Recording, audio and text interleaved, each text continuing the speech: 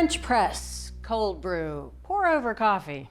They're all fine, but first thing in the morning when the brain isn't, so active, I need an automatic drip coffee machine.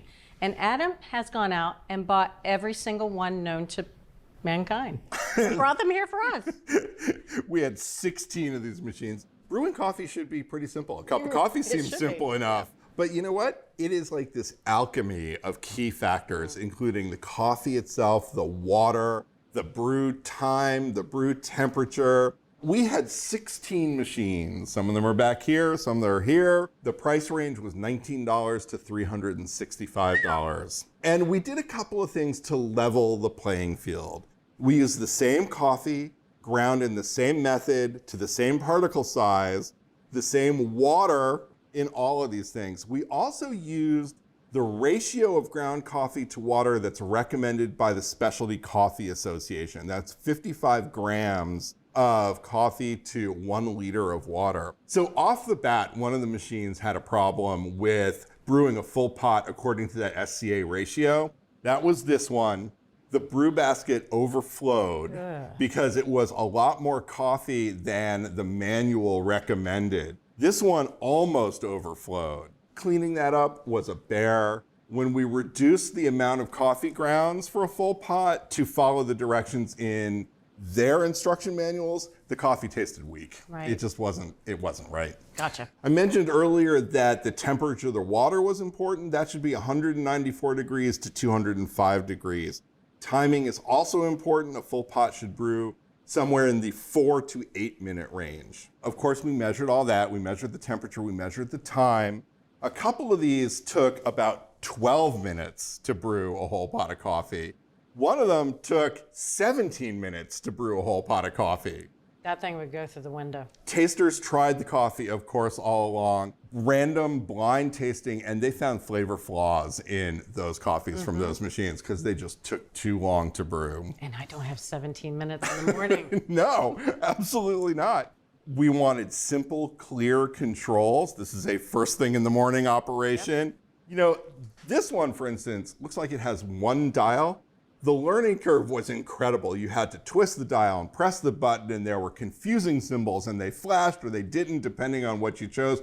We just wanted a pared down basic design that was really easy to follow. Yes. Now, when you're brewing your coffee, it's got to go into something. True. The choices are a thermal carafe, like on this one, or a glass pot on a hot plate. For ages, we've preferred thermal carafes because the glass pot on the hot plate, if it sits there for a while, it can begin to overcook the coffee. You'll get some off flavors. Sure.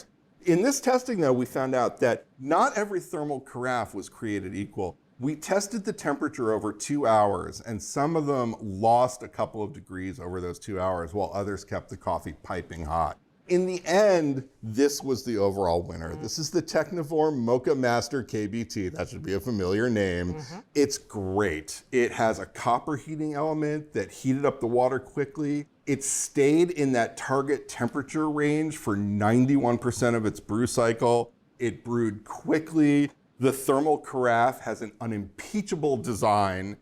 It was, however, among the more expensive at $329. Right. So there's a best buy. That's this little guy in front of you. That's the Zojirushi Zuto. It's $70, so it's a lot less expensive. But you're going to have some trade-offs. You can see it's got the glass carafe and the hot plate. It's also got a much smaller carafe. It's 20 ounces. So it's best suited for smaller households or if you're just doing a cup or 2 cups at once. But this one was less expensive and it made good coffee. It stayed in the target temperature zone for the right amount of time. It brewed in the right amount of time. So if you have a smaller household or just want a couple of cups at a time and you're willing to drink it fast, you don't want it to sit on that hot plate, this is a good bet. There you go. Frustration-free coffee can be yours in the morning if you pick up our winner. That's the Technivore Mocha Master KBT, and it runs about $329. Or for the best buy, it's the Zojirushi Zuto coffee maker, and that'll run you only $70. Now, where's my coffee? If you're ready to take your cooking to the next level, try our digital all-access membership, where you can stream every season of Cook's Country anytime. Scan the QR code or head over to cookscountry.com to sign up for a free trial. And let's make something great together.